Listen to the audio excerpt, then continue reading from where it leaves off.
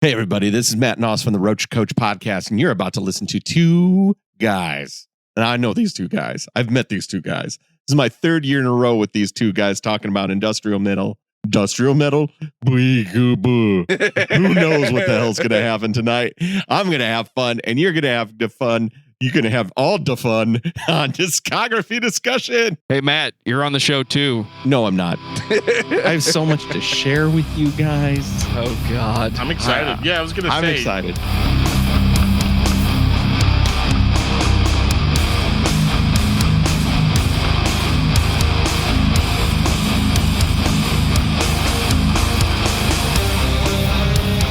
You're listening to Discography Discussion, episode 253, Velvet Acid Christ, with Matt Naas of Roach Koach. I don't know if I could say this about many of the other albums, but this one is probably the most fun. Hosted by Dan Terry. Oh, wow, I could be doing what I want right now. but instead, I'm doing this. And Joseph Wren. Do you like to dance? I do like to dance, Matt. Presented by discussmetal.com. And if your classic disco includes thousands of dollars in RGB lighting, then you are ready for this episode of Discography Discussion. I am Joe. That is Dan. Matt Naas. Hey, fellas. Brings the industrial. Dan is not having a good time, but well, it's episode 253. 253. And we're talking about Velvet Acid Christ. 253. I mean, there's a couple of things I like about Industrial December. Like, it's just a couple, like two things. One, I like having Matt Naas on retainer for I love it. Yeah, for these torture sessions at the end of every year, right before Christmas. Nothing sucks all the joy out of you like listening to some dude that may or may not be a vampire sing about all of these things that he just absolutely is sad about, to the blips and bloops of my sadness. I actually enjoy that aspect of it. The other aspect of it I enjoy is doing something a little bit different. But here's the problem with our show and everything in general with what we do here. Do you guys remember that scene from Matilda where, you know, this kid says something about this cake and the insane principal brings out this like gigantic chocolate cake, like larger than a man, you know, very, very large cake. And she makes this disrespectful kid eat the entire cake in one sitting? Yeah. That's Discography Discussion. A little bit. In a nutshell. It is, sometimes, you know, you start off eating something that you very much enjoy eating. We all love chocolate cake. But to consume as much of it, or in this case, industrial bands, to consume so much of it at one time becomes a little bit mind-numbing. Like, you get that sugar rush for a while until the indigestion starts to settle in. And before you know it, you're dizzy. You can't stay awake. You don't know what's going on, and that's kind of where we're at with Industrial December, which is why this is not a hard announcement, but we are probably going to stop doing the theme month of Industrial December after this year. Now, you guys, as listeners of the podcast, have the option, and you have like at least 11 months to convince us to do it again. But if you don't do that, we're not going to do that. Doesn't mean we're not going to talk about industrial bands. We might. Does this mean this is my last time on the show? No, absolutely not. Okay, good. That would be a crime against podcasting. You're asking the listeners instead of asking Matt, who could probably pull out at least 5 more years of bands with 20 album discographies. Oh, he's got the easiest job around here. He shows up once a year like Santa Claus. Yeah, and just drops in that chimney and is ready to go. I mean, I dread the day that you do Hansel and Gretel's discography. You guys let me know what day that is. I'm going to be sick. It takes a real weird German turn at the end there that is like, huh? That's a little too close for my liking. I tried to talk him into Combi Christ once, then I realized it was all downbeats. Oof. Oh boy. Ooh-bee. Well, I guess we should talk about the band that we're going to talk about, right? back. Velvet Acid Christ, not to be confused with the UAC from the Doom series of video games. I played a lot of Doom while listening to Velvet Acid Christ, and unfortunately, I was too depressed to continue in a lot of places. Let me say, I played a lot of the new Halo multiplayer to this, and this is first-person shooter music to a T. Oh yeah, early 2000s first-person shooter. Oh yeah.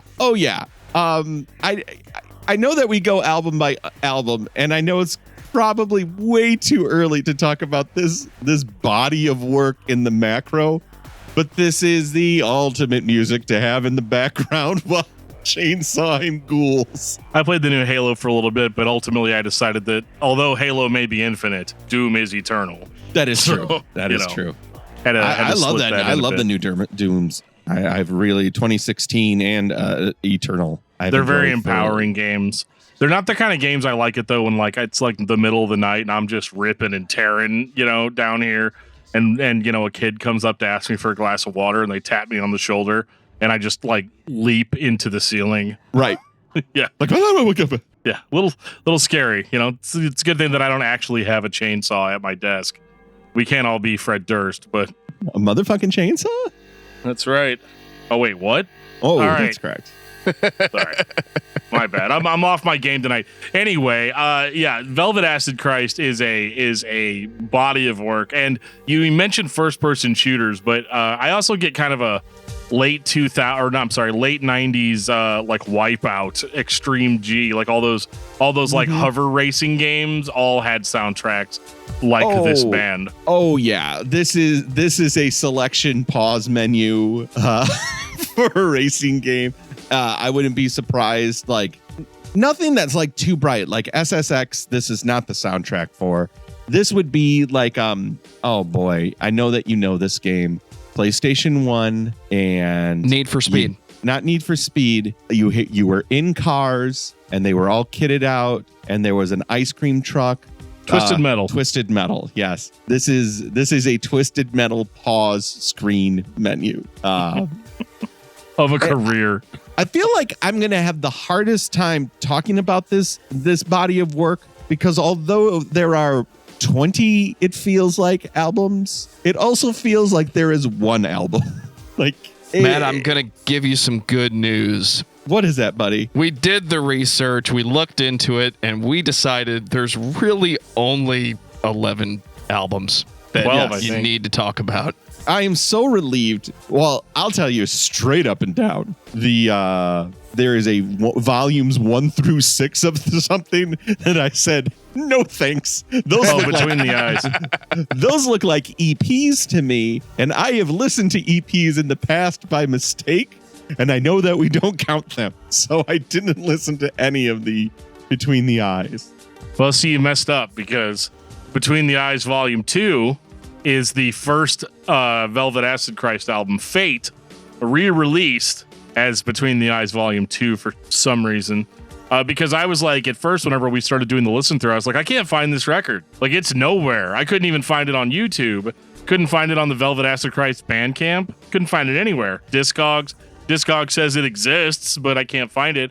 And then finally, I looked at the track listing, and I looked at the track listing for Between the Eyes volumes, and yeah, so Between the Eyes Volume 2 is Fate, and Between the Eyes Volume 3 is Pestilence. Oh, geez. Okay, so I apologize. I'm going to own up right now in front of you. No, it should never be this hard. It should never be this hard.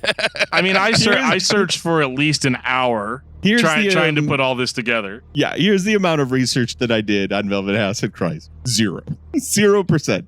I came in, though, with loaded, because you are looking at a man who has seen Velvet Acid Christ live. Oh, well, that takes everything that we think and throws it completely out the window.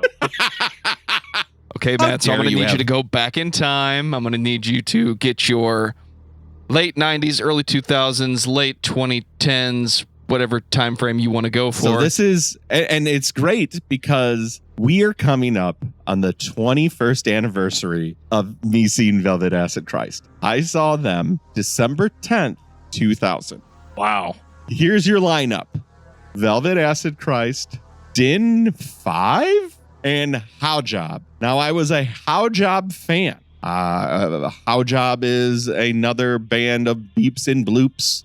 I think they got closer to that intelligent dance music wave of dark wave. They're not like Autechre or anything that kind of esoteric in the IDM space, but they made songs and I enjoyed them, but they aren't great. I thought they were great solutions for a small planet. If you're looking for an album recommendation, start with that one, end with that one in my book.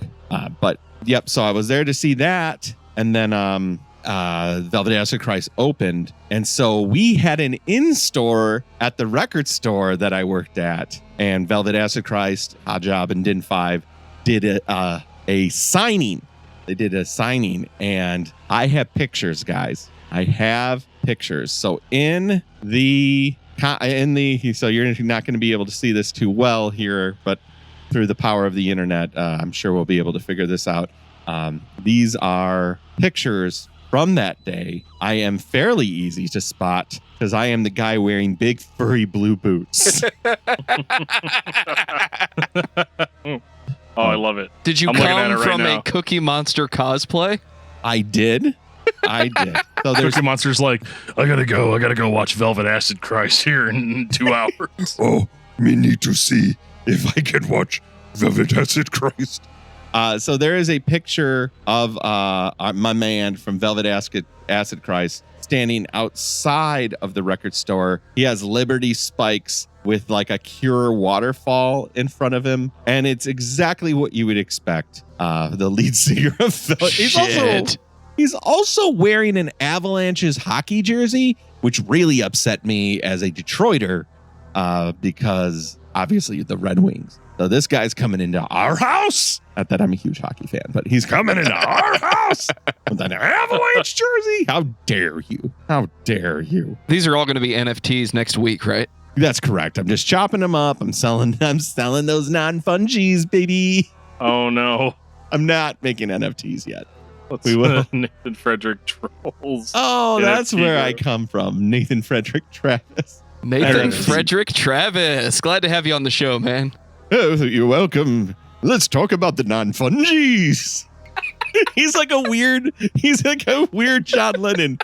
Just like, oh, let's do the old tipsy doodle and talk about the non-fungies. Did you know Ethereum's going to be the contract of the future? Unless you believe Cardano or Polkadot's going to be. Have you heard of Solana? I see how weird I got into crypto this year, guys. I gotta check my SHIB that's down 50%.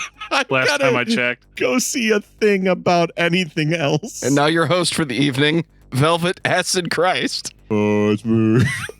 Hey guys. All right, I guess here's the thing. I found this beat maker. It has like 3 beats on it. So I play beat 1 and then I rattle some chains and then I use this vocal processor and I go, there's a rat in the time ship. There's a rat in the time ship was the lyric there. That's fair.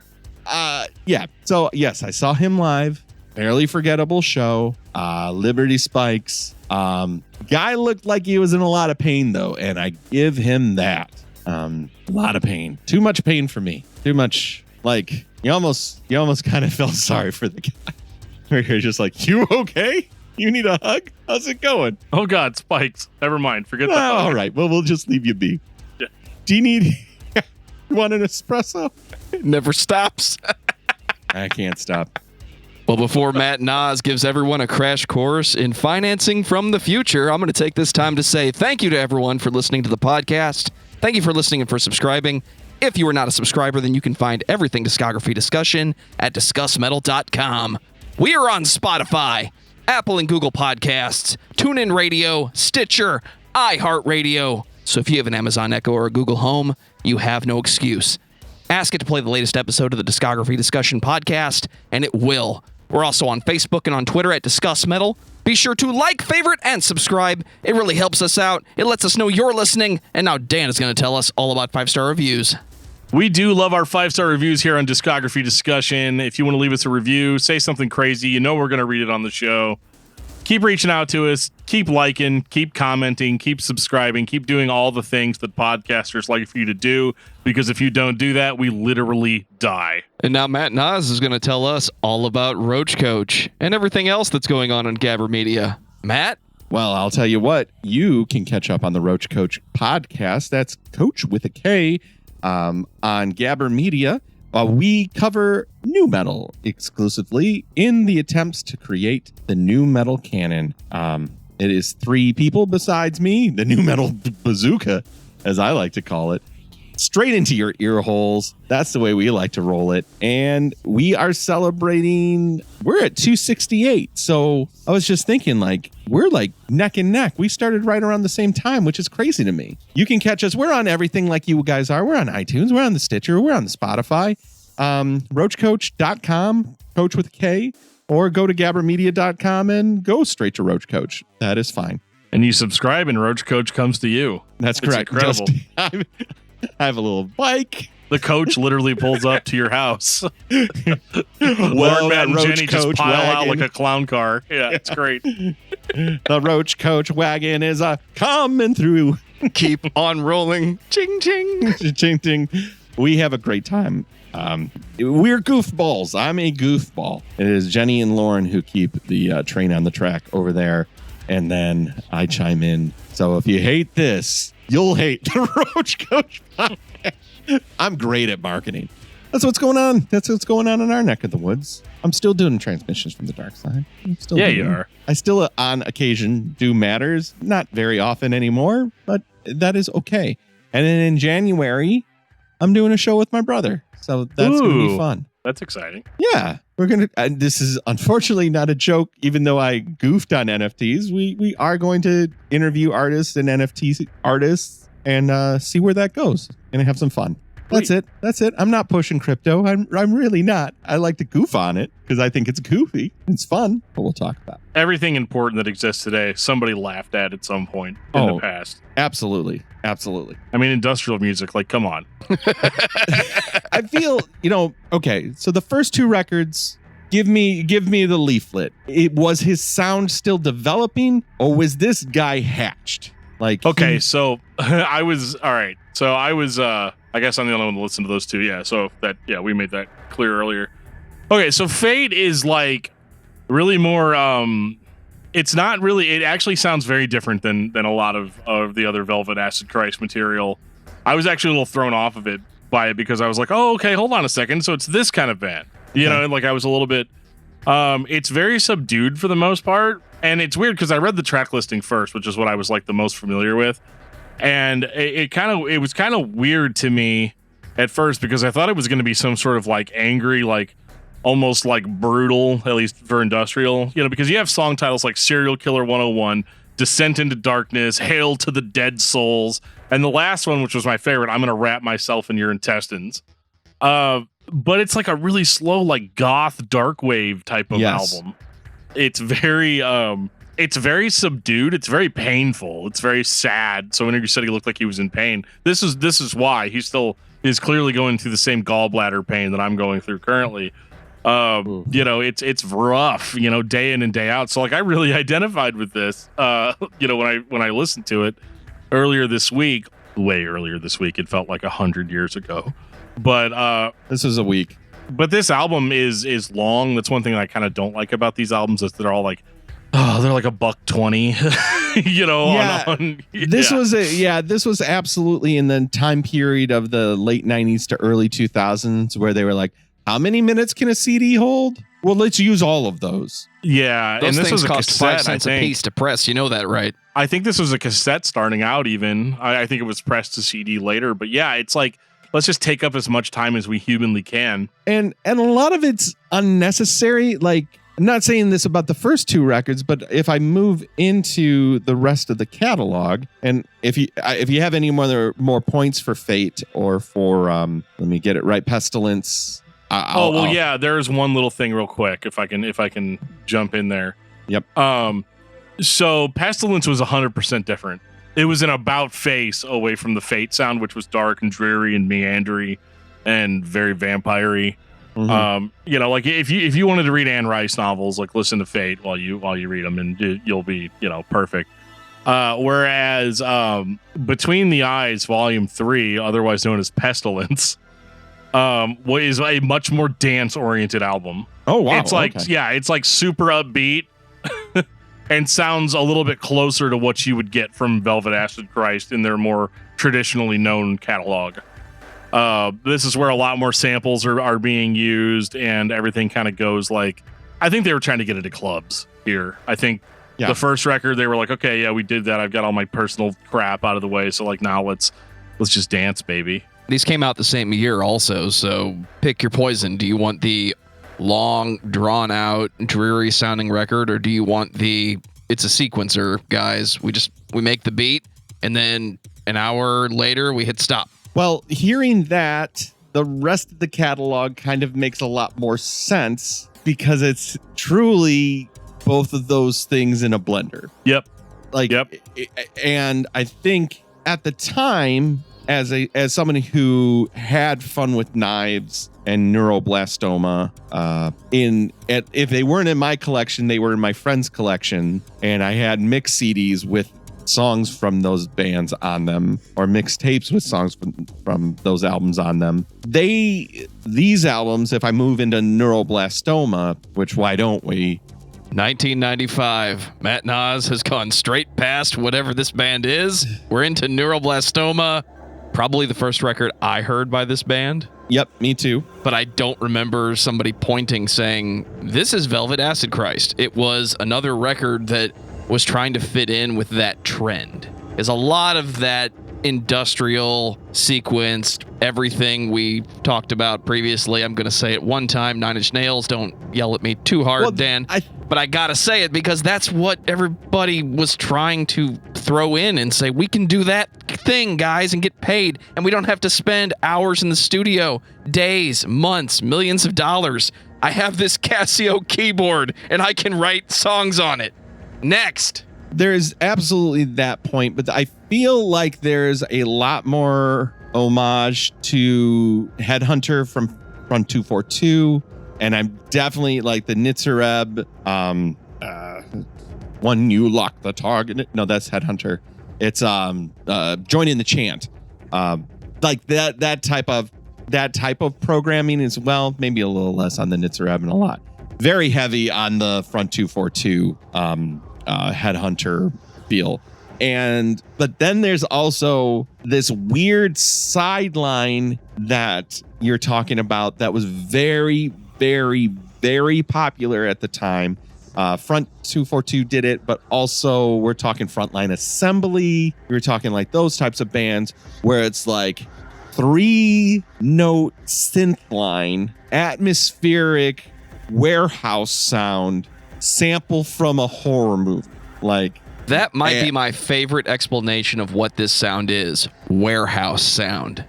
Yeah, it's just like empty warehouse, rattling chains, smoke machines, right? Like flashing green lights. Yeah, and it's just like, don't hit the arpeggiator yet, or turn the BPMs on the arpeggiator down, because this isn't really dancing. We're gonna do like a boom, boom, boom, boom, boom. They say that it's madness for a man to eat a sandwich. Like, made of flesh. Yeah. Yeah, and then heavily processed vocal. I'm going to throw you guys a bone here, too, that a lot of these songs are just remakes of songs that were on Fate and whatever the second one, Pestilence. I keep wanting to call them Between the Eyes because that's how I remember them. So this is a remix album is what you're saying? It's not a remix album. It's a debut in a way. Right. It's almost like those first two were like those releases only were like 150. So it was his friends. So it was basically like a demo. Those were the demo discs. And then they had the opportunity to make the album. Yeah, because they spent a lot of their career on Metropolis, which is like the stalwart industrial goth label. Like almost everything at some point, if it was going to be in that genre, went through Metropolis. Zothamog probably a little bit, but like Metropolis was like the big gun. And Absolutely. Yeah, I remember hearing this album, and I remember it feeling, even at that time, where it's just like watching somebody play Wolfenstein while this is in the background is like, yep, that's right. This is the way that this goes. This is pretty cool. But then, like, as an adult, because that's kind of a weird, it's a weird point of view. But as the person I am now listening to it, who thought it was really interesting and was into it at the time, it's like, how could I listen to an hour of this again? Like an hour and 13 minutes. But it is that thing of like, how did like, this is also very good night driving music. I will give it that. Like, I think that we are both in the Midwest still. So we both have like cityscapes and Rust Belt energy galore. So this does work well with the night drive. That is my favorite thing to do with the more atmospheric industrial bands. I get a real Lost Highway vibe. Yep. Major highways around St. Louis include, but may not be limited to, 55, 21, 270.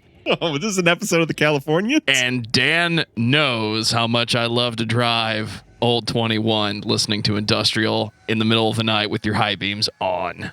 Oh, yeah. I mean, this is, so I'm not going to lie to you guys. I started listening to Velvet Acid Christ back in like 2 or 3 months ago.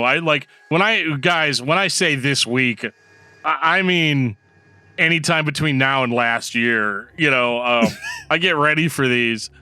So a few weeks back, I actually took a drive down to Little Rock, Arkansas to see Living Sacrifice play and have an amazing calzone at Vino's down there. And, then I ate a calzone and left. But as I was like, all right, boys, great show. I'm heading back now, my 5-hour drive. I listened to Neuroblastoma like 3 times when I was making the drive. And then I still wasn't home, which was kind of disappointing. But, it definitely has that Lost Highway vibe. And Joe knows when I go on a road trip, I do not take the major highways. I drive through the ghost towns. I drive through, I take back roads. This is like a perfect soundtrack for that, especially if it's night.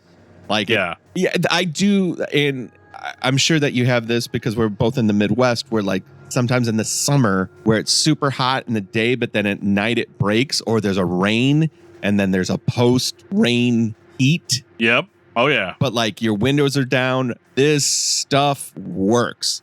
And you're going and there's trees everywhere and you're on a road and it's like you are not going anywhere, but you just aren't where you were. You know what I mean? Like, obviously that's how movement works. But like, I feel a kinship of, I got to get the fuck out of here. So I'm just going to go somewhere and I don't care where that is. So this is great. And it continues to be great music for that. I would still put this on as that soundtrack to that type of drive. Yeah, the only downside to my plan, though, is I was streaming these. And when you take the back roads, the internet, not so good with the cell towers and all that. So don't need it to be more glitched out. Yeah, well, it wasn't. If it was glitched out, that would have been cool. Instead, it was more like, I'm in this creepy town listening to this creepy music. This is awesome. Now I'm in this creepy town in the middle of the night in dead silence. Like, it's now a bad time to show you there's a button on here that says download offline, listen later. Yeah, I don't know. I can't be bothered to be clicking the little hamburger on the right hand side. I'm not a big forethought guy all the time. Yeah. And I don't always put that down. So like we agree this is a great album. This is a great sound that they've come up with. I feel like and it's hard for me to separate Neuroblastoma from Fun with Knives for me because I kind of experienced them both at the same time.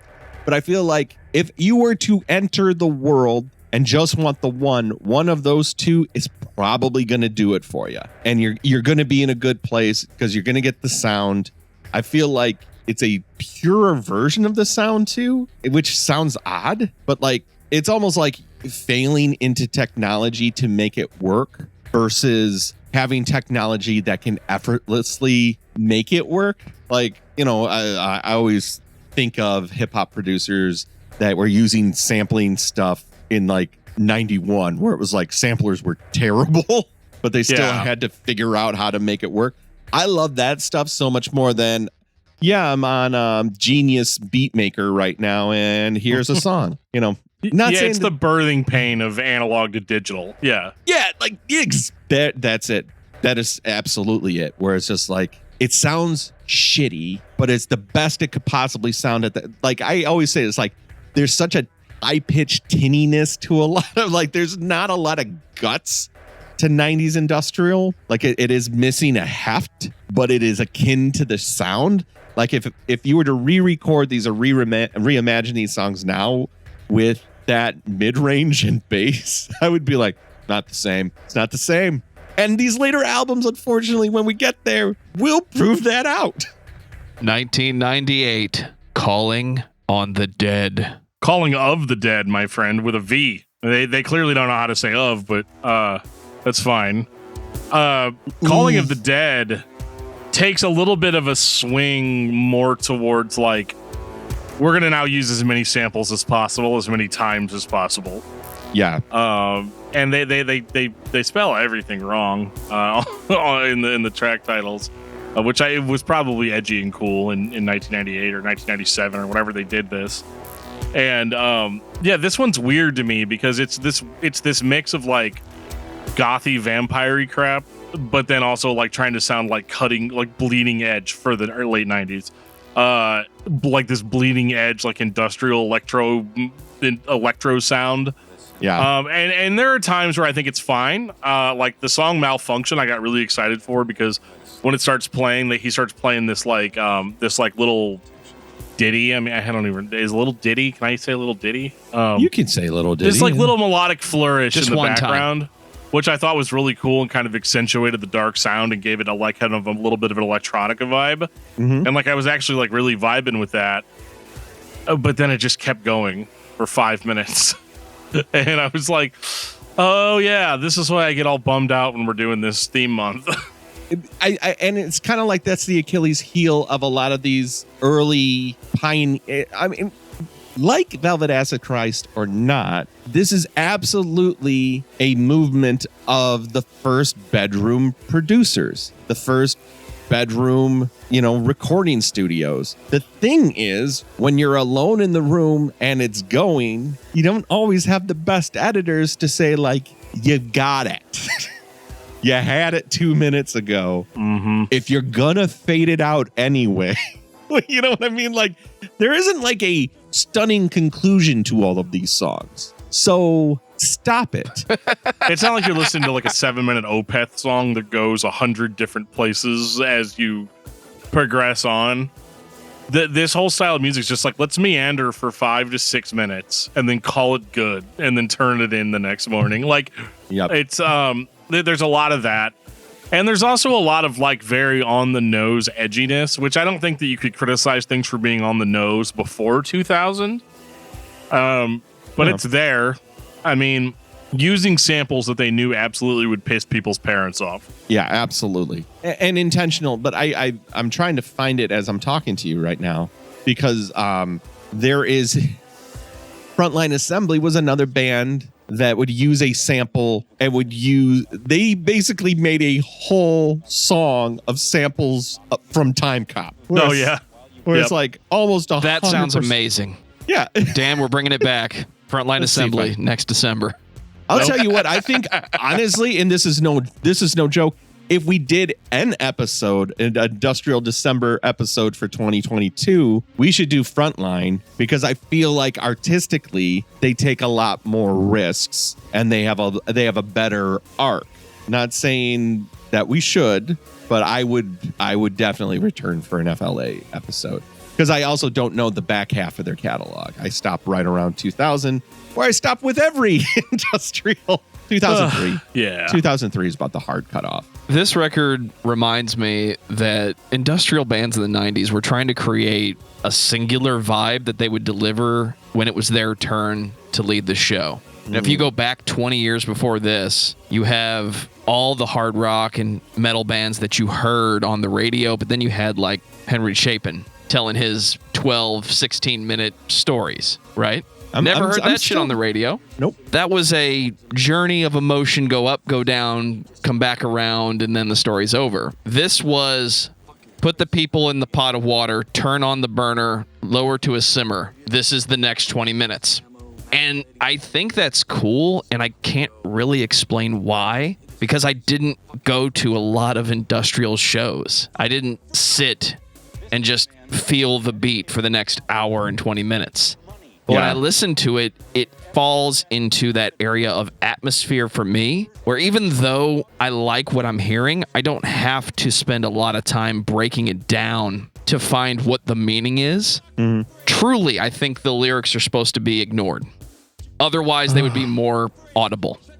And now I think you guys can understand why doing episodes like this are kind of torturous for me, because I'm always looking for the deeper meaning on things. I don't know if it's because I was a little kid and somebody told me I was special, but I always like to come in these episodes and be all like, well, the thing is, guys, this song is about the loss of a loved one and how it affected such and such, John Candy songwriter, man.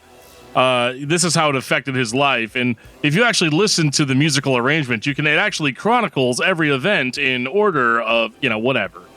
I'm always looking for that, and I don't get that at all with these types of bands.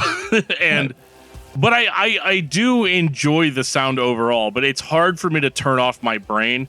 We talk about this a lot when people are like, when you're listening to stuff for the show, what do you do while you're listening to stuff? Do you play video games? Do you, on Roach Koach, you guys talk about the Robert Kreisgau challenge of doing it, in several different ways. One while cleaning, driving. I don't have that. Ever since I was a little kid, when I sit down and listen to a record, I sit down and listen to a record as one watches a movie. So for this kind of stuff, honestly, sitting here, that is such a beautiful experience, because I think music is fucking magic. I think music is super powerful. So to be able to have moments, because I have so few of those moments, you know what I mean? Where I agree. It's late at night. It's at the expense of my health. Like at this point in my life, 100%. Like, I get like 2 hours every night. That's Dan time. And I can spend Dan time doing something that, is not that, but whenever you got this many albums to get through, it's like, let's just do it. And I do listen in the car and stuff like that. Of course. But it is one of those things where when I was doing the actual analyzations for these records, all I could come up with, if you look at my notepad, it's just like, cool sample here. Or, hey, this was from Event Horizon. Or, I can pick up on stuff like that. You're like the sleuth cracking the code on the samples. Dan, do you want to make a deal? A deal with the devil. Well, it's funny because they use a whole bunch of Event Horizon quotes on another record. And the reason I know all those quotes by heart is because my favorite band, Zao, released an album called Liberate Tex and Ferris, and they used tons and tons of samples from Event Horizon. So I'm like hearing these samples, and so I'm engaged in a way that like I'm referencing another album where everybody else would be referencing a movie. I mean, I watched Event Horizon. It was a movie I watched, but it's hard because I'm looking for that deeper meaning, and these lyrics, I'm just not finding it. The lyrics are so sparse and repeated over and over again, and far be it from me to be the guy who says this, but I can't understand what he's saying most of the time anyway. I reached him. Even with the lyrics, you didn't reach me. I can understand death metal dudes fine. There's something about like being behind 12 walls of there's something about being behind 12 walls of static. Yeah. And but then also distorting your voice on top of the static. I mean, every industrial band has that sound where the singer's like, all right, I put 12 staticky socks that I rubbed on the carpet over my microphone. Yeah. Let's go for it. Yeah, it's basically I'm singing through razor blades and glass. Whispering. Right. Yep. Yeah, a lot of times they're like scream whispers. Yeah. Yeah. And so I'm looking for those lyrics. I'm looking for that deep connection, and I'm not getting it on these early albums. But I do believe there is a record that's coming up later in the discography where they actually pull all that away. Yes. And it actually becomes very relatable, in its own way. But yeah, so this record, this record's fine. Calling of the Dead. It's supposed to be edgy. It's supposed to be something that children that feel like they haven't gotten a fair shake in life are going to listen to, and relate to, and just be different for the sake of being different. Which is, God, I'm turning into such a boomer. But listening just for the sake of listening. I mean, it's the same reason I listen to metal at all. Right. You know, because it's like, oh, this is unconventional. Wait till someone else hears this.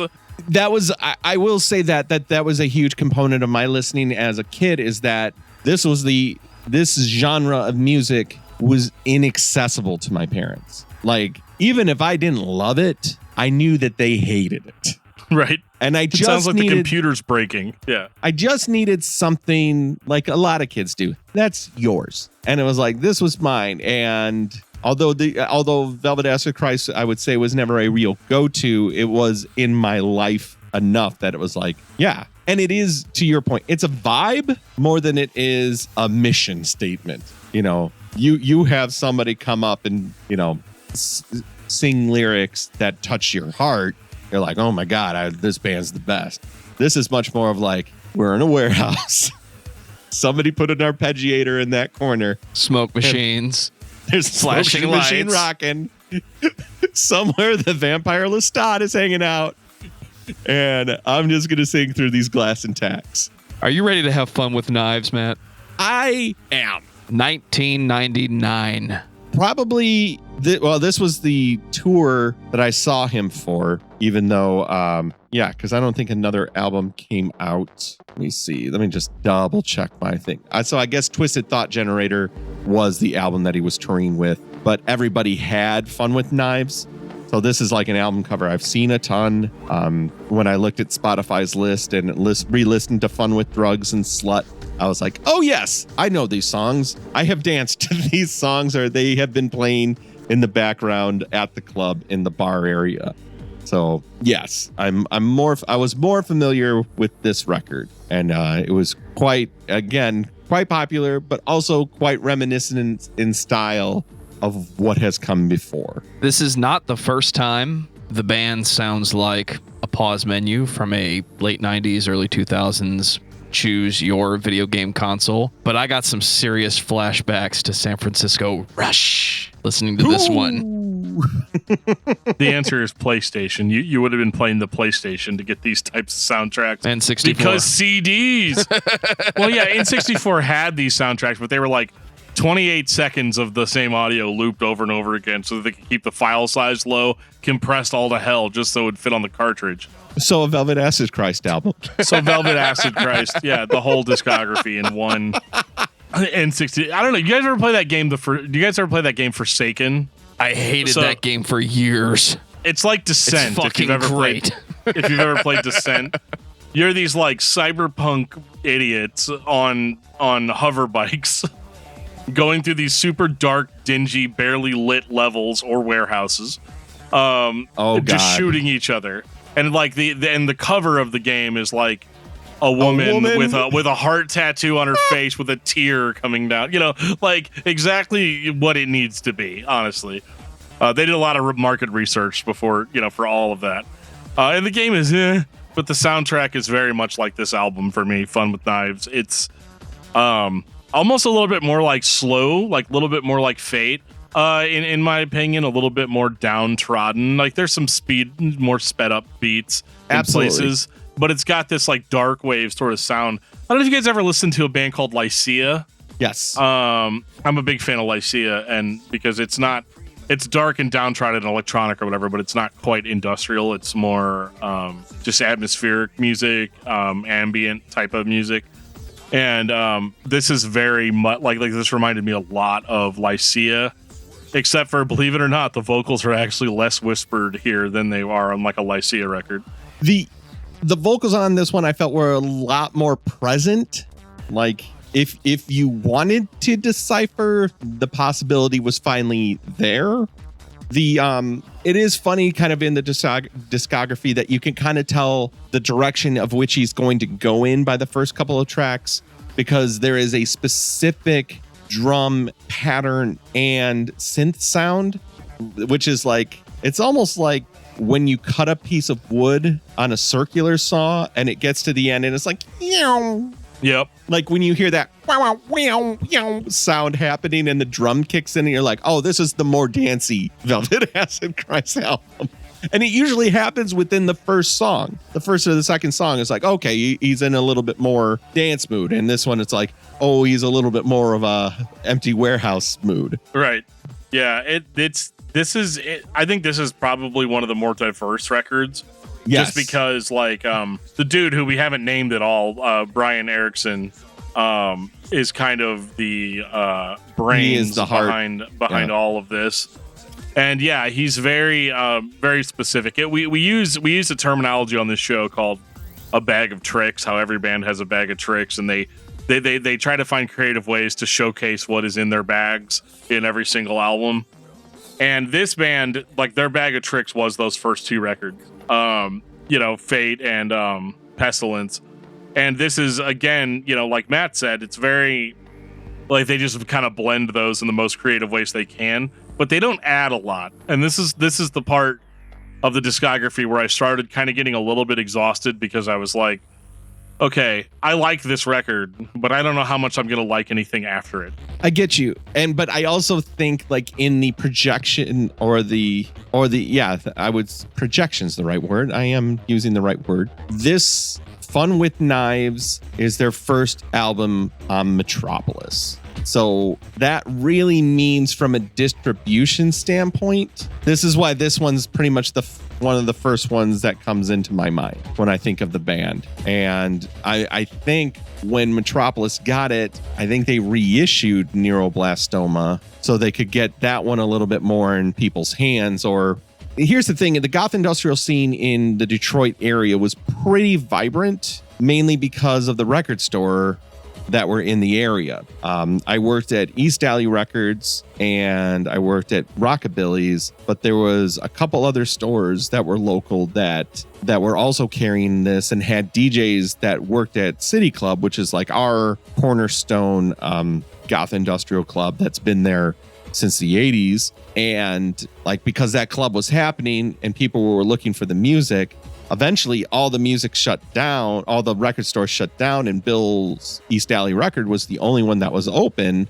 So we were getting like all the European imports and all the Metropolis releases. So like, that's how a lot of this stuff came across my path, is because Metropolis would either have all the agreements with the EU labels, or they would just reissue it for an American version themselves for the licensing deal. Because a lot of this stuff, even like Velvet Acid Christ, would pop over in the EU before it even became a thing over here, which is like peculiar, but they wanted that sound, and then it finally became a thing over here. So it's not surprising to hear you say what you've said, but it's also not surprising to see this album on Metropolis be followed right up with the next album in the discography, which I feel is probably the most complete project from Velvet Acid Christ.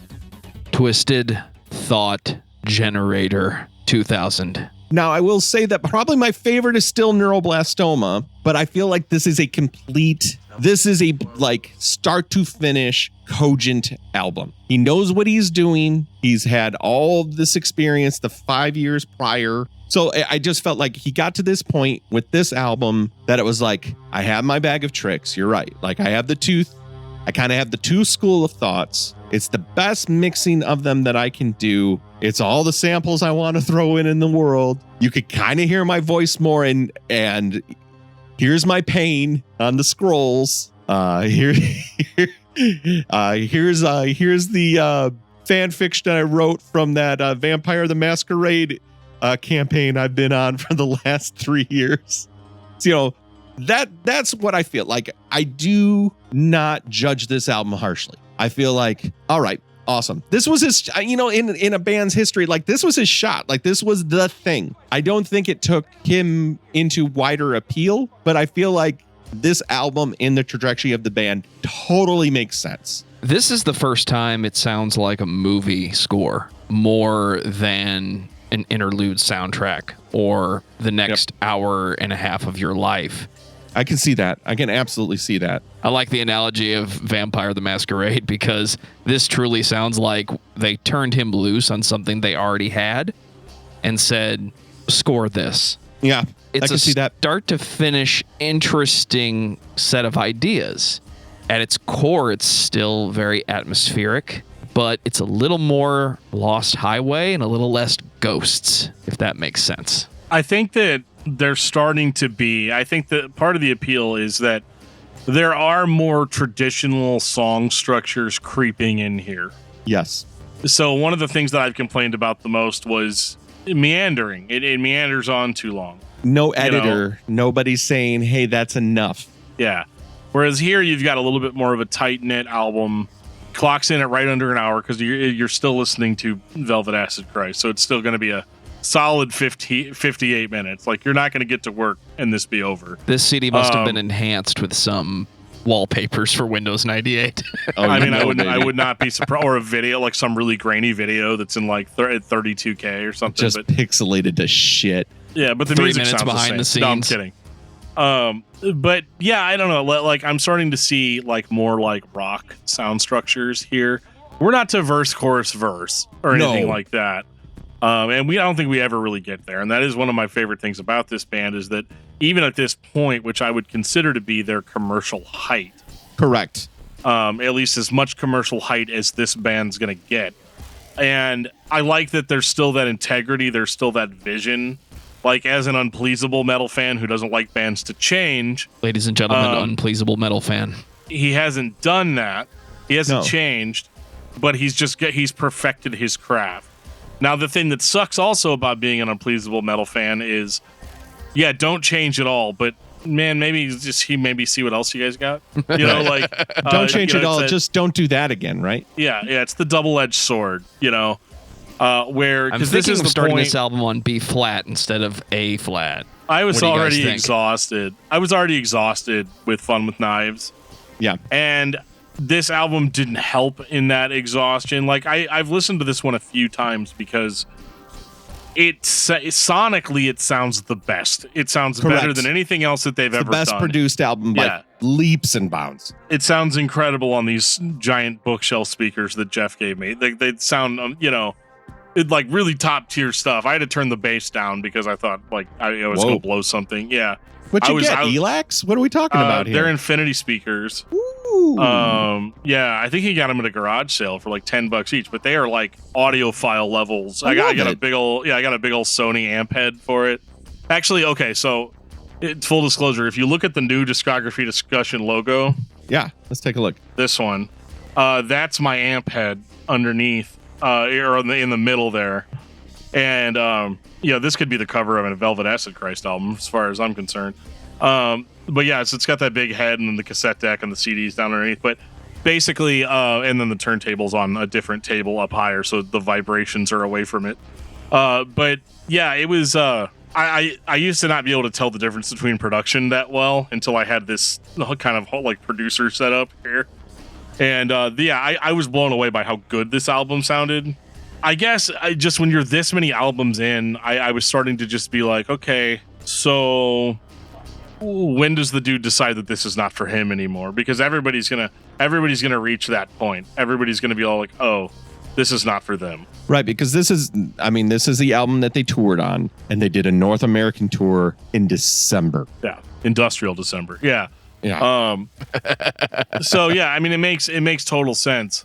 And like you said, this album makes a ton of sense where it's like everybody loved Fun with Knives. Let's keep those vibes going. Yeah, let's double down. Let's get it going. Let's dial it in. Let's add a little bit more structure, but keep the thing that is you. But I mean, it's like it makes a lot of sense because the other touchstone I think for this band, besides like 242 and is Skinny Puppy from an atmospheric standpoint, because they could do that type of thing. But even Skinny Puppy had Warlock, like they had songs that were actual songs. Sure, they had songs that sounded like meat packing plants. Like, yeah, they had that, but this is that push to be like, if Metropolis had an A&R guy, he's like, we need a single. We just need something. We need something that we can wrap around, that we can get into the clubs, because he played City Club. Velvet Acid Christ came here and played City Club. So it was like, but the thing is, like, 242 with Headhunter has that 4 on the floor. Warlock is just at that point goth industrial royalties, so it's gonna get people dancing. And then you have, Nine Inch Nails wasn't getting played a ton, but like even if you look at 10,000 Homo DJs, the Revolting Cock stuff. Like they all had a song that was like, you can dance to this one. Are you saying we can dance if we want to? Well, you can leave your friends behind. But what if you can't dance? Well, if you can't dance, then I guess you're no friend of mine. Well, I wasn't much of a dancer growing up, which may be a shock to everyone listening. I know I've always put off the vibe that I'm a huge dance guy. We all had one goal, and that was to find Dan in whatever dark room the dancing was going on in. It was not complicated. Find the corner. That's where he is. If he's not there, find the other corner. Yeah, I mean, I think that's why I prefer kind of the like sad bastard music side of this band. Yeah, more than I enjoy the upbeat dancey stuff. Mm-hmm. And I never understood the whole goth industrial thing, which they're like, yeah, buddy, we've listened to like 3 years of you, totally not get it. But the thing of it is that like I just never really. I couldn't figure out how people looked as aggressive as they did without the music actually being aggressive, which is why I think I went down the more metal because it was the more metal road because it was more, I don't know, like meat-headed and there was like crescendo and stuff. And this music is more of an art of subtlety than it is an art of just all-out war. There is a certain foppishness to goth industrial. There's much more, it gives me much more Renaissance fair vibes than Gladiator vibes. Like metal can go into the Gladiator vein of like, you're going to get hit and you're going to get hit a lot. You know, like, whereas like Renaissance can be a little more like, we're fancy. Like it's like, well, yeah, they're like, listen to this. This sounds like an actual harpsichord. Whereas I'm over here listening to Hatebreed being like, I like the part of the song where he says destroy everything. Right. It's just it's totally different. And I think that as we transition into Hex Angel 2003 Utopia Dystopia. Yeah, this one's more kind of my bag as far as how I like this band to sound. Yeah. It sounds more like Lycia. Definitely, and I think, is this the album? And I didn't take very copious notes because, like I said, these were cursory listens at times. When's the first album that really has female vocals strong on it? That's later on. I believe that is... that might even be Subconscious Landscape. It's Subconscious Landscapes. Okay, so it's a little bit further away from that. So we will get there because once that happens, I'm like, how'd you get Madonna on this track? Sounds fucking great. We're entering kind of this middle. It's very odd in the time frame that he has this 2000 push and then he disappears for 3 years. That there isn't any new music. There's remixes here and there. There's things that come up, but he basically is like, and I'm sure if we were to find the guy or have an interview, I think he would probably say something about, I broke down after 2000. I couldn't do it. And then I had another album. It's just like, look, man, I know he probably had another fucking job because that was paying the bills. And then he took all this time off to do the road gig and to see if he could make this and turn this into the thing that he wanted it to be, and it did or didn't work the way that he wanted it to, and then he retreated and it took some time for himself. It makes sense. I'm making up a narrative for the guy. I don't know him and we didn't ask him, but like, it sounds like based on how this album sounds, he definitely went through some rough stuff. He went through some like nights where he like put on a pair of pants and is like sitting in an apartment with his feet up, eating like Chinese food out of a takeout box. And so much time has passed, he doesn't even realize that when he looks over out his window, it's practically 6:30 in the evening, and the sun has already started to go down. That's what this album sounds like. It sounds like he had a lot of days go by just like that, like just. What am I going to do? Or what am I, what is my purpose here? I tried being creative. I tried being expressive. Disintegrate. All I got is this terrible t-shirt. Yeah. Like these lyrics pretty much sum it. This is from the lovingly titled Misery. This is the end. Disintegrate or fade, the undying open grave. It's not funny. It's horrible, but like, it's that's a guy who's not doing great. Yeah, he's the kind of guy you want to do just like a wellness check on. Are you okay, bro? Be You like, all hey, right? buddy, I'm coming over. I got the brewskis. I'm fine. I'm working on a new album. Yeah, there's a couple of pizzas, Well, great. Why don't you show me some of your new tunes? And he shows you the new tunes. Fade, the undying open grave. And you're like, cool. How about we put the game on, huh? Like, let's see Welcome what else to we our got going misery. on. Welcome to our dreadful dreams. Welcome to our misery. Welcome to our dreadful dreams. Oh God, yeah. It's like, okay, buddy. Well, I'm really glad I came by to check on you tonight. Glad you're doing all right. Glad you're doing all right. It sounds like you're back on the horse. Yeah, like, yeah. This is rough. I mean, if I had listened to this when depressed, I'd be telling you guys how it was like the best album I've ever heard in my life. And because I do think it's very strong for a depressing album. I would agree with that, and I would also say that, like, yeah, if it hits you in the right mood, this is the soundtrack. This is where you could live in this for a while. And I am in general not as sad as I used to be, but I can get sad like anybody. And this is moody, sad music. And it has just enough lack of dynamic range to turn it up loud and drown out the sound of everything outside of your current occupied space. Yeah, it can surround you. It can put it. Oh, let's be poetic. It will put a shroud around you, my friend. Oh. Get your very own shroud here, right at the Ren Fair. 14 shekels. We only accept shekels at this Ren Fair. At this Ren Fair. Oh, that's not period at all. This is just a copy of Hex Angel. I want my 5 shekels back. We take payment in Hex Angels. So I'm going to confess something to you guys. I'm that guy when I'm at work. Ladies and gentlemen, I work with that other guy. people. I work with other people. But I also listen to my music out loud at my desk.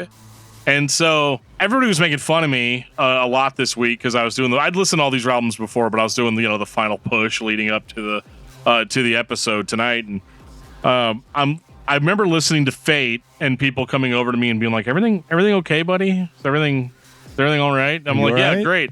And then Pestilence came on, and then everybody was like making fun of me, like fake dancing and acting all crazy. And they'd walk by and be like, "Oh, yep, he's listening to his Rivet Head music over there," And I'm just like, dude, this is not real Rivet Head music. No, but but whenever we got to this one, everybody started getting real concerned again. Like, hey man, is everything okay? You need to take a break. You need to go take that sweet lunch break. I think there might be some leftover nachos in the break room. You might want to go check those out. Got a bag of double cheeseburgers for you right here.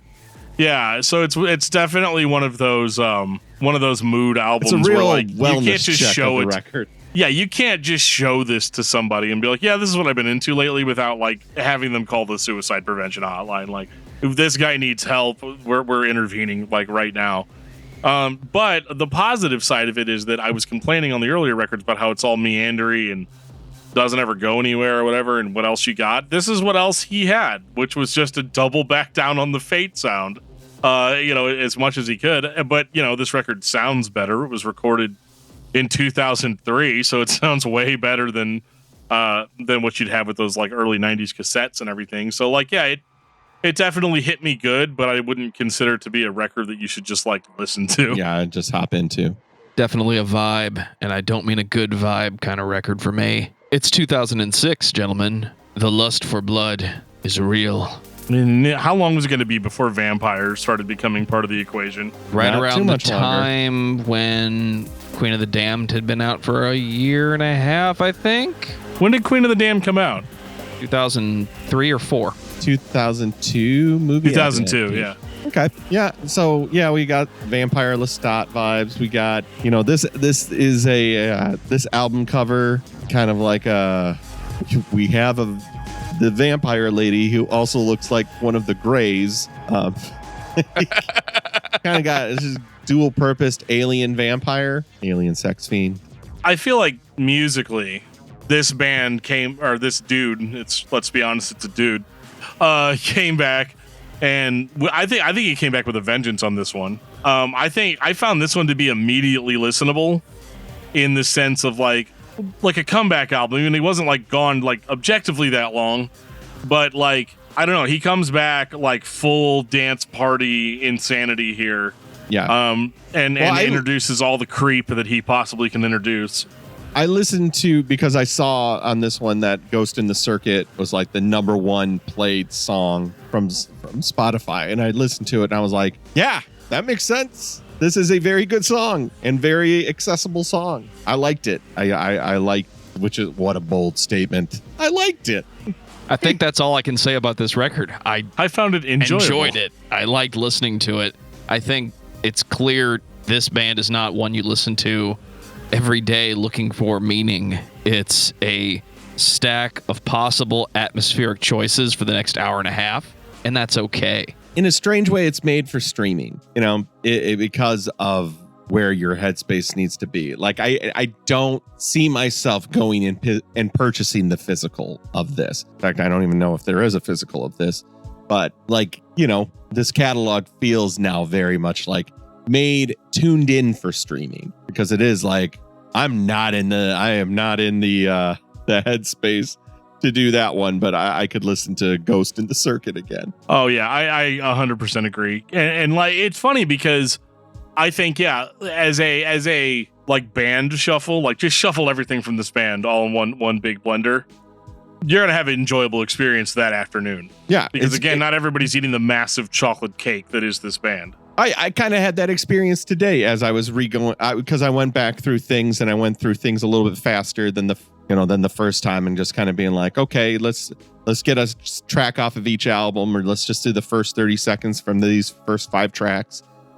just to see what vibe that they're setting up and what thing they're setting up. But there is also track sameness that absolutely, which I do believe plagues the whole catalog, which is like repeated themes, repeated ideas, repeated, which when you're in a mood and you're locked in the mood, it's almost like a movement in a symphony. No, that is symphonic, but like it's a movement where it's like just a bridge into the next aspect of it. But like when taken as a whole, it's like, yeah, I've heard this song before. And I really started to notice it around this time. I liked the album, but I was like, okay. I like the music more Right. than I can point to one record and say, I like this. Like you're talking about Ghost in the Circuit. That immediately stood out to me because it reminded me of Paranoia Agent, my favorite anime. Ooh. So now we're at a point in the discography where everybody's heard something before and we're okay with it. I think I see where this is going. It's 2009. The Art of Breaking Apart. Do you like to dance? I do like to dance, Matt.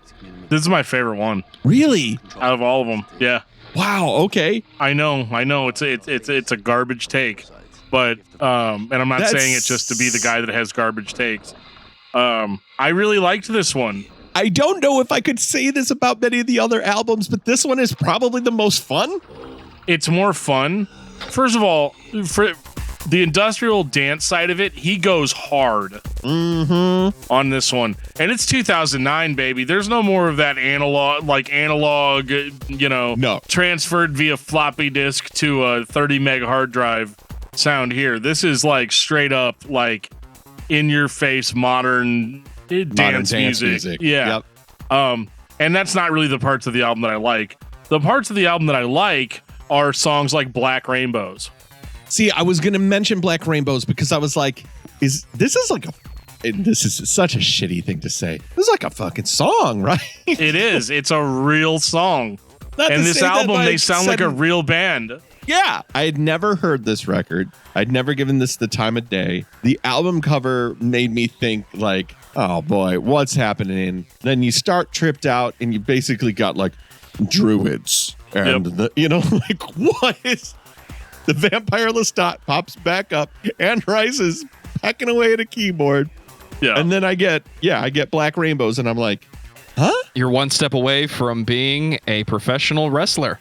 Well, you've got like Vaporize too that comes in after Tripped Out, and it's like exactly what it says on the tin.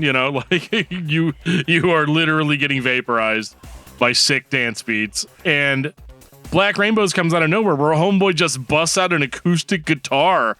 And can you goes imagine for this? Can you imagine this coming on in the middle of your Velvet Acid Christ like gyms, trip to the gym, I don't know why you would listen to Velvet Acid Christ at the gym, but I love warehouse sounds. Yeah, exactly. Maybe it's like just you in a single like exercise bike in the middle of an abandoned warehouse. But regardless, you're not going to identify, like they're not even recognizable as Velvet Acid Christ here. And that's actually kind of what I like about it, because it's so different. It's finally answering the whole "what else you got?" question of like, can this guy write a song? And don't get me wrong, as far as like acousticy, ballady songs, it's not like Black Rainbows is the greatest song I've ever heard. No, but I feel like at all. It's meandery, it's a little long, but I mean, that's kind of the dude we're dealing with here. But you also, knowing the task at hand, when you get to that song, you're like, finally. It's like, finally, just something different. Yeah. And this whole record is kind of, yes, it's in the lane. Yes, there's the same samples, the same beats, the same everything. Same songs. Same song. But there's Fucked Up Freaks on here again. But at least it's cranked up a little bit. It's not the same. Like, there is a grittiness to the earlier stuff. But like, you know, I think I mentioned it earlier. Like, this does have more oomph now, but it isn't the same as the murky warehousey stuff before. So in some ways it really excels, and in other ways it's like, what's happening? Well, and I like that Black Rainbows wasn't just a one-time occurrence, because I like Killing a Stranger just as much. Okay. Weird thing to say out of context, but I do enjoy some Killing a Stranger because he does the same thing, and he doesn't have that treatment on his voice. You know, he's just singing into a microphone on this one.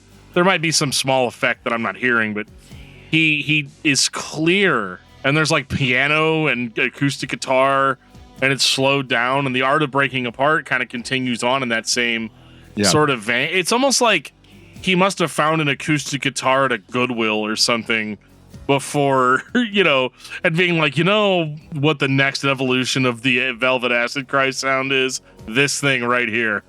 I'm going to go out on a limb and say he was listening to David Bowie when he wrote these songs. Because this very much reminds me of late 90s, like or Heathen. Right around Heathen. This really does remind me of the late 90s David Bowie records, where he kind of did that drum and bass thing for a while. Heathen's a great example. And then, for lack of a better word, he just recovered, but still had that dark 90s vibe to it. And I think that this fits right in there, but it's mixed in with all the, as you would expect, dance beats. And I think that's okay, because fans of Velvet Acid Christ are listening for the dance vibe. They're listening for the atmosphere, and it just goes somewhere unexpectedly dark. I think that's okay, though, when you're listening to this type of music in 2009, because this was not the popular genre at the time. Oh, not even. What do you guys think of Caustic Disco? So I don't have many thoughts on Caustic Disco. It's all right. Well, I think what happens is, like, I get into this album, I'm digging on it, I'm liking kind of the vibe that's happening here. It feels like if I was at the end of a race with the last record, where I'm just like, okay, yeah, we've had a lot of this in our discography. We've had a lot of what I've just heard. This does feel like a breath of fresh air into it. Yes, there's the same things happening, but they're happening in new ways. And I'm getting at least a strummy guitar and honest lyrics that I can understand. I'm feeling better. Yeah, I mean, it struck me in a way where it's like finding a pot of gold or something, you know, just being like, oh my God, here is something different. And like, I'm sure diehard Velvet Acid Christ fans hate that stuff, right? Like, no, man, Neuroblastorama for life, you know, like, where's my chain? I'm not having fun with knives anymore, Matt. How dare you? But I mean, I enjoyed that as an adult, you know, just to steal your terminology. Like, yeah, you know, as an older person, I'm like, oh, well, this sure is nice. It's incredibly depressing and dark, which is on brand. So what's the problem? Yeah. Are we ready for Mal Dyer? We're ready. 2012. I'm ready to get that septic rinse on, you know? Septic rinse. So did you fall in a cesspool and now I'm standing here with a hose trying to clean up the mess? Or do I have a hose spraying from the septic? You know that I used to install cable, right? Like out in the boonies. Like I installed satellite dishes and things. anybody that gets satellite dish because they're far enough away from civilization to not be able to get cable, right? Yep. So let's just say your boy here has actually had a septic rinse happen a couple of times where you're like, oh, that's weird, my foot's wet, but it's not raining. Then you like look slowly over at the septic tank that's over right next to Farmer John's house, and you're like, and now I'm gonna have to like drive. I'm gonna have to take my shoes off. I'm gonna take off these giant like worker boots. Yep. Put them in the back of my van. Steel and toe, then right? Smell it. Yeah, and then smell it for the 2 hours driving home because we are out in the middle of nowhere, baby. You of all people, I would expect to have strapped the boots to the outside of the van some way. Well, what I used to do is I used to tie the laces to my ladder rack. And if I was going fast enough, though, you could see just a pair of boots like flopping in the wind. But I mean, hey, you do what you got to do. But yeah, so septic rinse definitely hit me in a very personal place, and I appreciate it.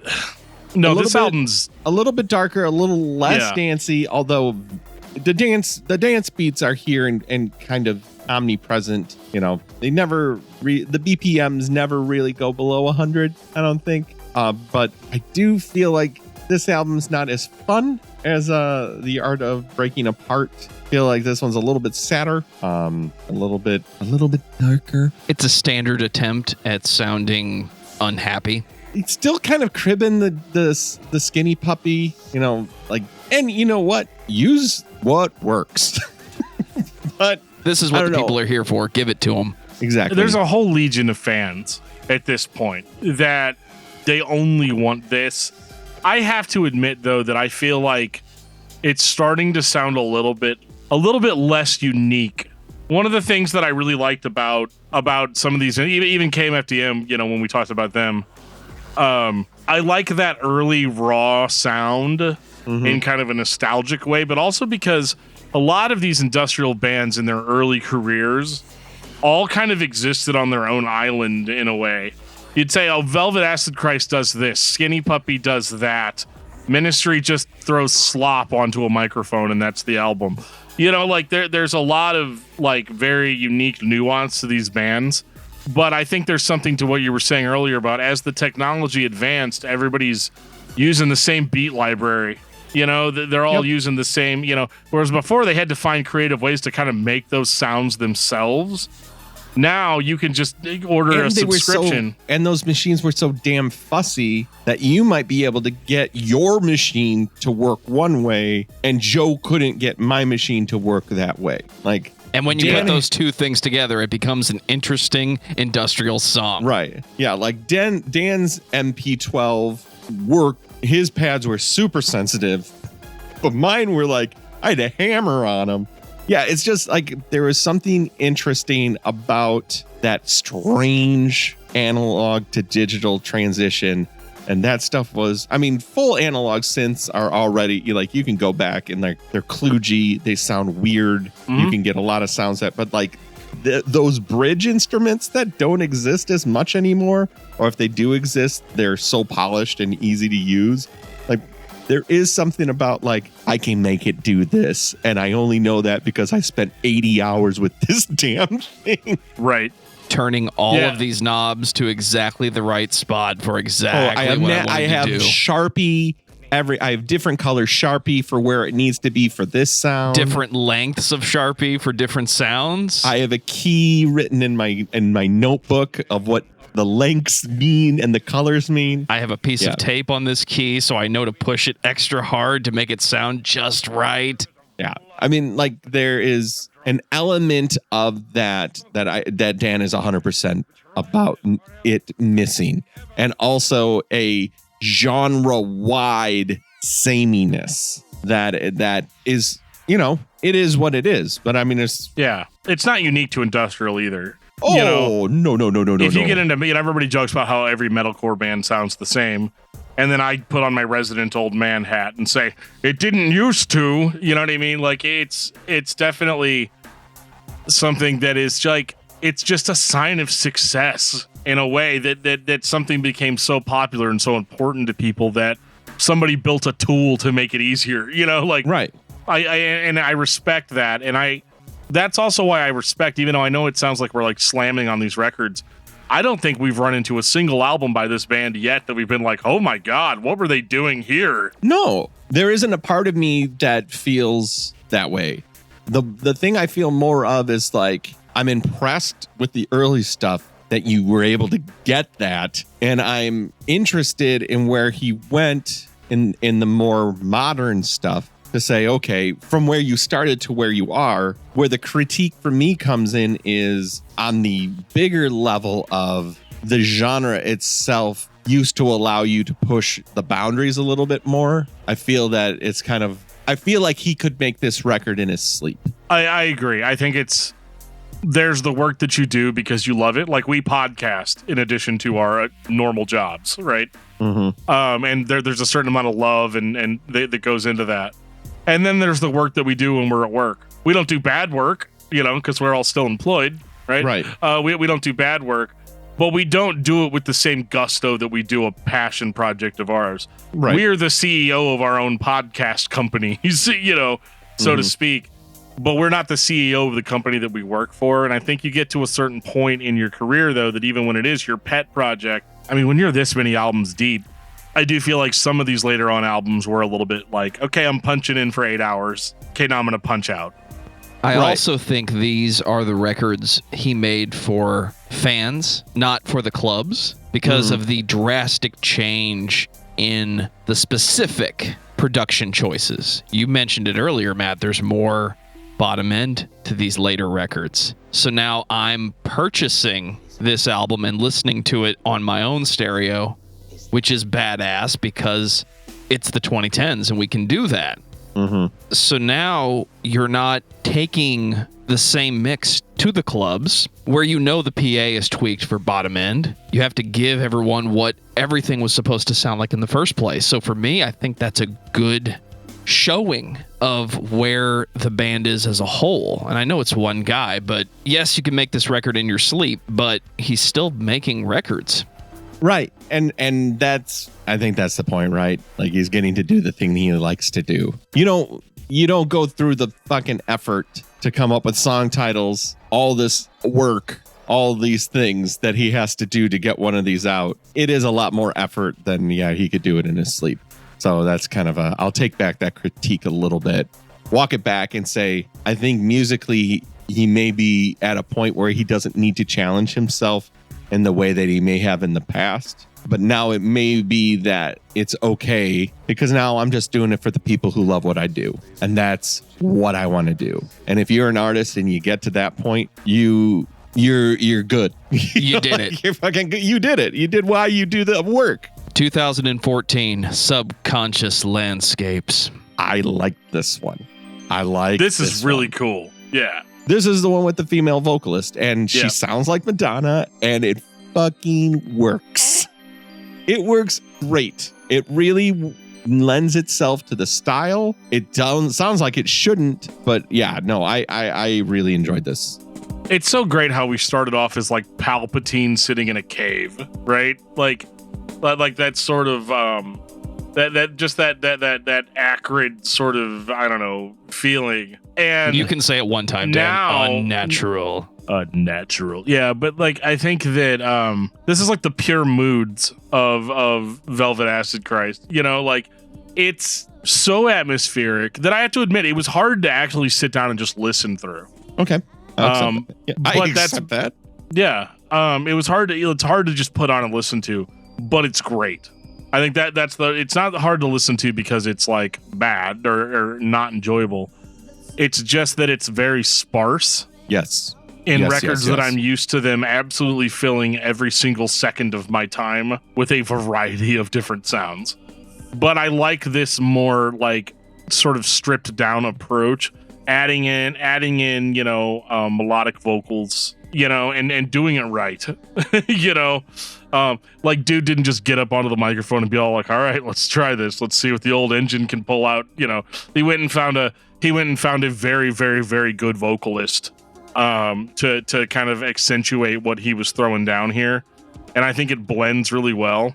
Don't get me wrong. There's absolutely tons of our boy, with behind a wall static on here. Himself. It's fine.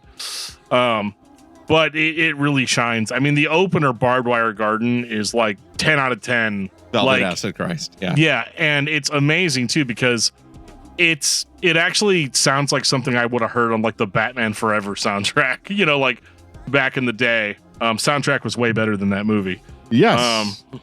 But yeah, I could see this coming on after Kissed by a Rose, like maybe sounding a little bit worse than it sounds here in this nice, beautiful 2014 experience. But I thought that this was really cool and has a lot of variety overall, where you have songs like I Hate You, that is just classic Velvet Acid Christ sound. Or like even stuff like Evil Toxin. But like, I don't know, man. He really, we talked so much about the last album about how he felt like, oh yeah, I'm doing this just kind of like for the listeners and I'm comfortable with where I'm at. Clearly he wasn't, to be honest, that album. He wanted to branch out and do something different. Yes. It's an interesting change. Like someone wanted to be that female vocalist from the 90s and have that kind of remix sound, but didn't have anyone to make music with. So what better person than the guy from Velvet Acid Christ who can put together that atmospheric, old school sounding industrial. And then you get the end result, which I wouldn't even call it a change of pace. It's just another piece of everything we've heard from industrial over the years. We've heard the remix records.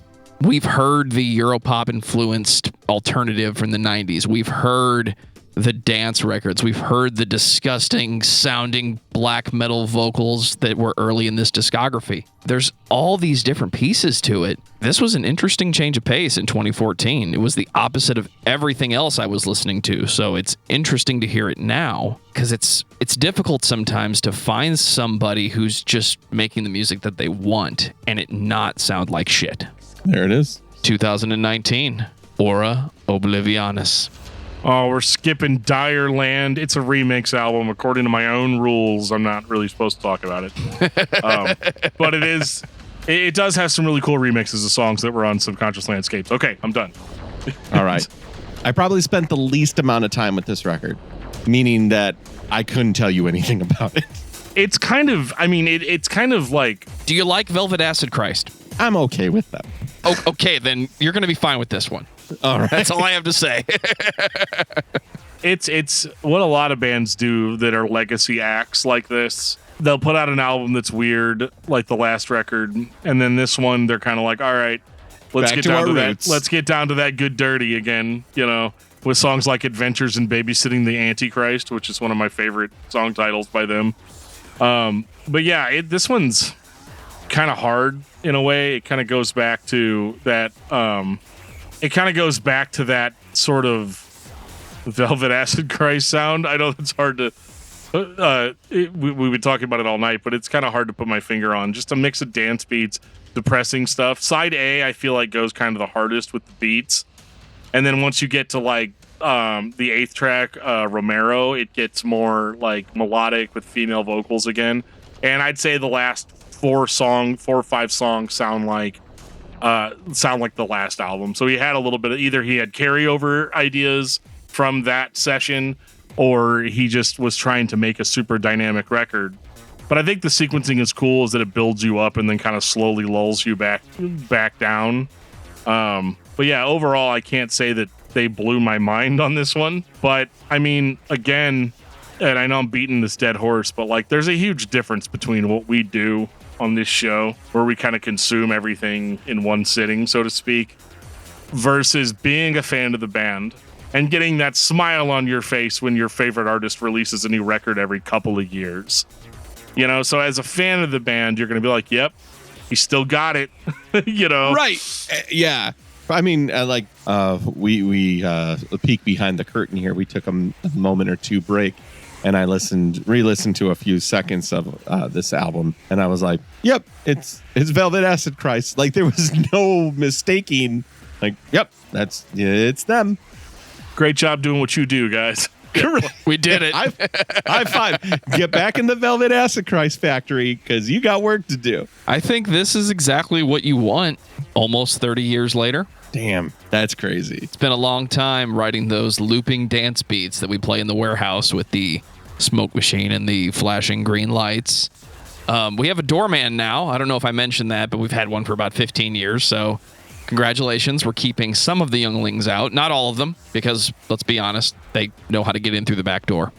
Like Star Wars younglings or? Master Skywalker, what do we do? No, it's just, yeah. Well, okay, that actually makes a lot of sense then. Adventures in Babysitting the Antichrist is about Obi-Wan Kenobi. This is all starting to come together. Yeah, I mean, this was a hell of a journey. Yeah, man. But it wasn't a very like, hey guys, did you like the first part of the journey? Yeah. Okay. The second part of the journey is the same as the first part, but we paved the road this time. You know, like, yep. And so it's not a journey in the sense of like I went to all these places and look at all these wonderful destinations I arrived at. Yeah, but you went to a cool few places. I would say in the context of the overall sound, though, it's really more like, you know, I had to go to these really, really crappy gas stations where I had to ask a guy for a key to use the bathroom.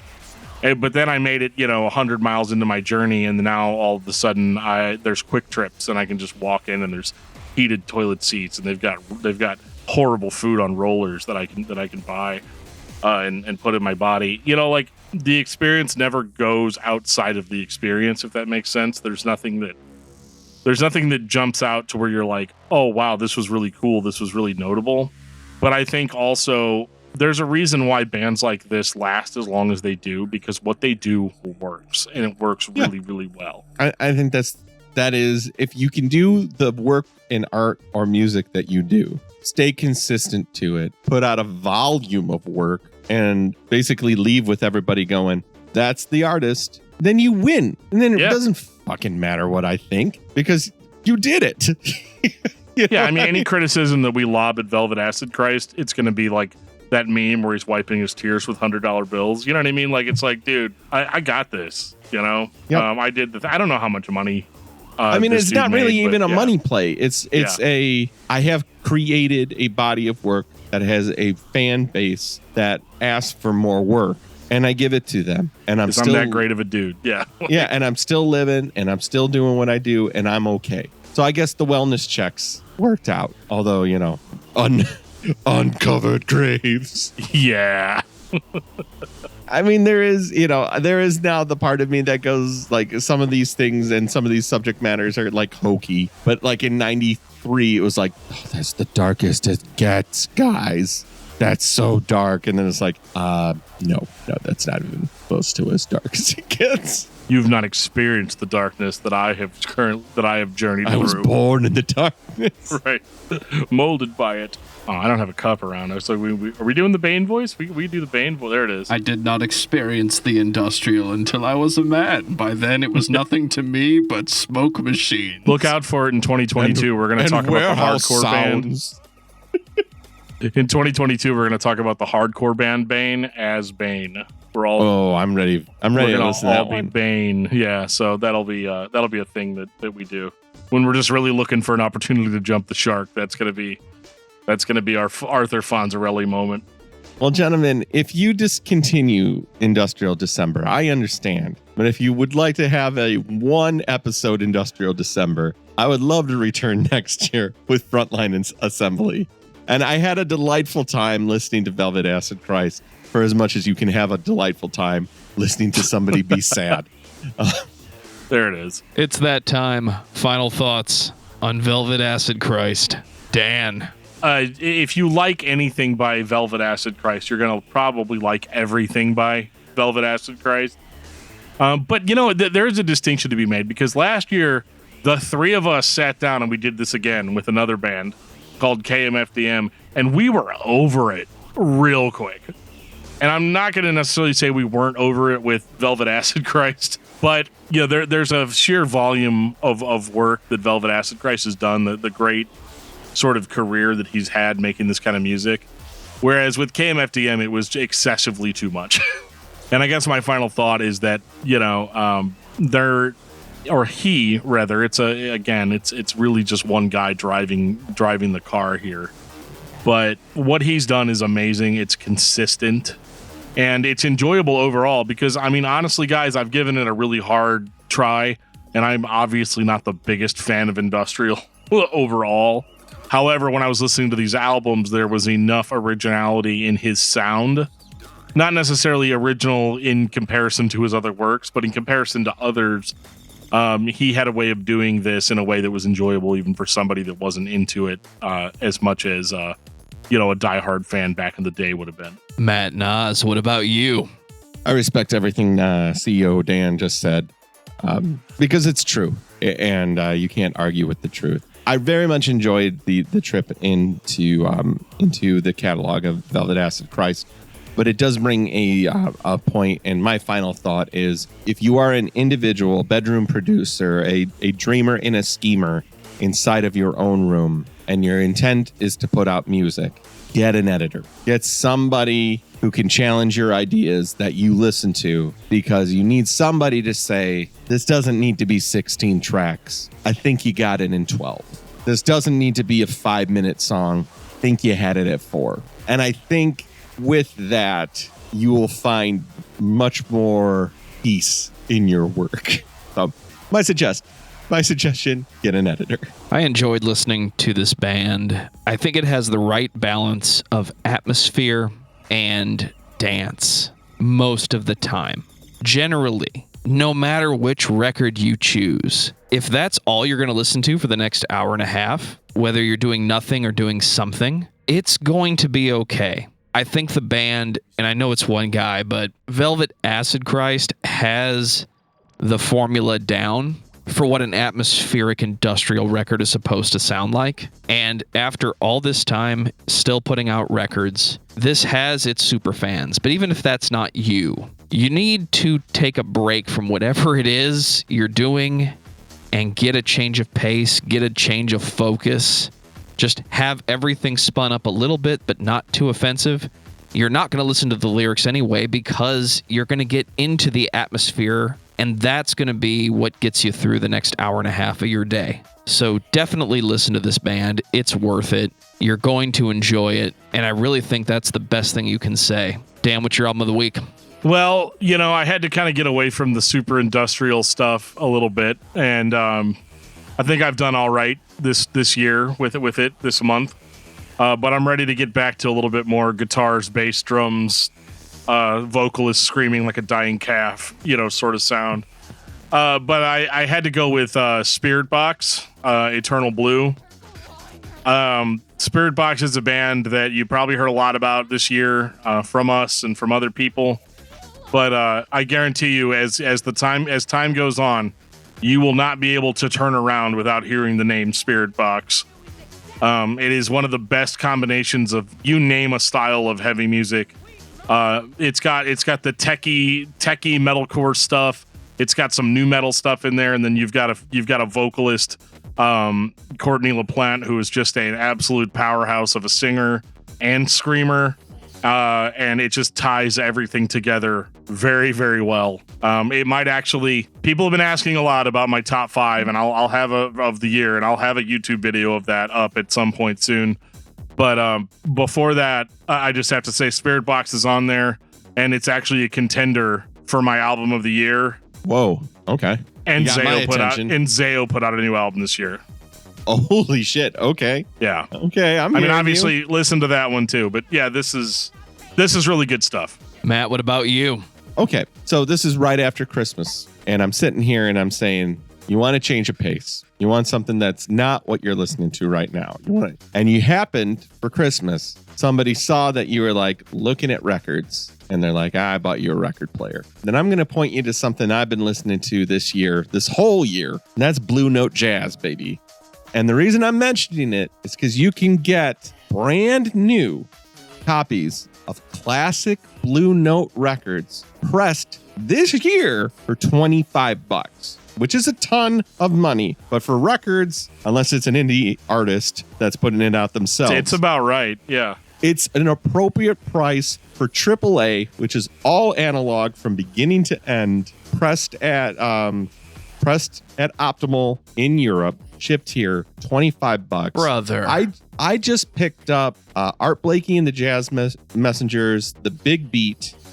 It's amazing. Bobby Humphrey, Fancy Dancer. Again, this is jazz. This is funk. This is stuff. These are palate cleansers. But we spent a lot of time in this episode talking about technology. And this is peak fucking analog. This is the music of which the method was developed for. You know what I mean? This is the technology that this music was made for. And they all sound fantastic and they are worth your time. So I would suggest that if you got a record player this year and you're like, yeah, I like this and I've never given jazz a chance, go into this Blue Note Classic series. They're $25 and just pick one. Just pick one. The covers are all, pick the coolest cover that you can see because these covers are iconic. They're all cool.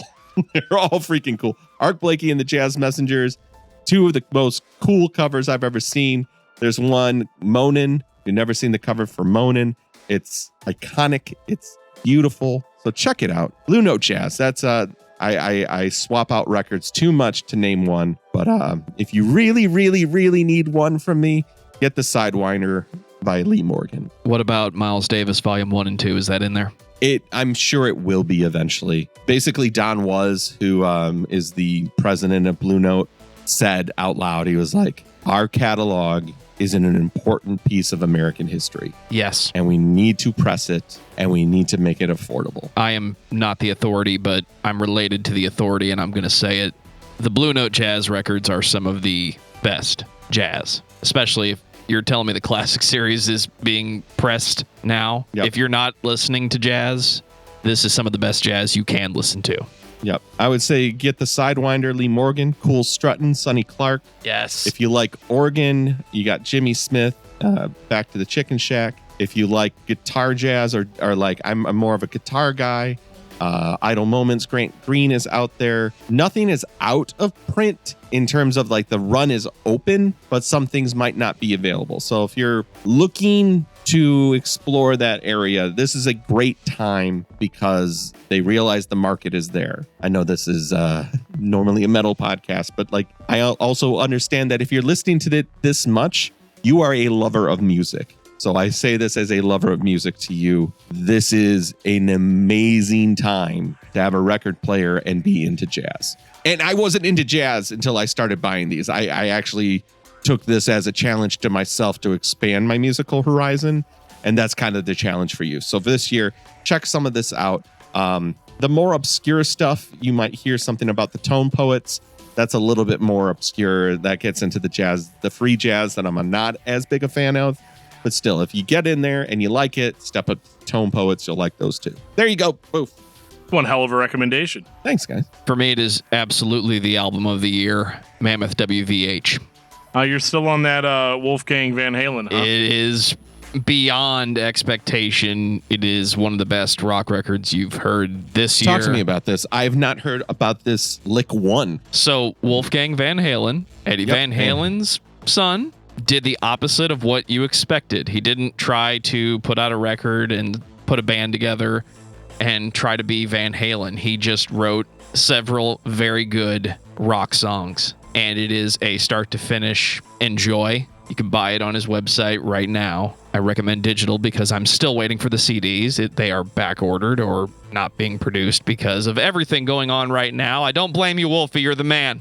Just don't back down. Start with Don't Back Down, Matt. You're going to enjoy it. And there's more than one, like, hey, Dad, I miss you in there. So it's worth it. It's great. It's a fucking great record. Take us out, DFT. If you've been listening to this podcast, first of all, thank you. And second of all, if you want to reach out to us for any reason, there's a lot of different ways you could do that. If you want to give us suggestions on what bands you want us to talk about on the show, I know sometimes it takes a long time for us to get those requests out, but we do pay attention to them, and I factor in your guys' suggestions heavily when we're talking about, when we're making the schedule on what bands we want to discuss on the show.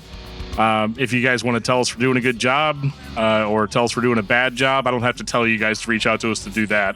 But there's a lot of ways you can do that. You can follow us on Facebook at facebook.com/discography discussion. You can follow us on Twitter at Discuss Metal, also on Instagram at Discuss Metal. You can follow our YouTube channel at Discuss Metal Dan. And, you can always send us an email at danandjoeshow@gmail.com. So if you guys need anything, make sure to reach out to us. We're always there. Another place that we're always there is also on our Discord server. There will be a link in the show notes that'll take you to our Discord server, where ourselves and fans of the show congregate almost daily, 24 hours a day, 7 days a week. Get in there, share some memes, talk about music, talk about the new episodes, or just whatever's on your mind. And we hope to see you guys there hanging out. Thanks again for another wonderful year of discography discussion. We are not going anywhere, and I am currently in the planning stages of most of next year's calendar. So get your suggestions in now. And on that note, this has been episode 253 of Discography Discussion. Thank you for listening.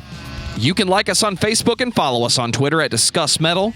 Subscribe to our podcast everywhere you listen to podcasts, including Google Play, Apple Podcasts, and Stitcher. Visit discussmetal.com for all things discography discussion. And please send questions and comments to danandjoeshow@gmail.com. If you are not a patron, you can become one at patreon.com/discussmetal. We have some sweet perks. Hey, Joe, can I borrow some money? $1 a month gets you into that exclusive album review feed. Keep it rolling, baby. Matt Naas and all the podcasts produced by Gabber Media can be found at gabbermedia.com. You will not be disappointed. Get a go.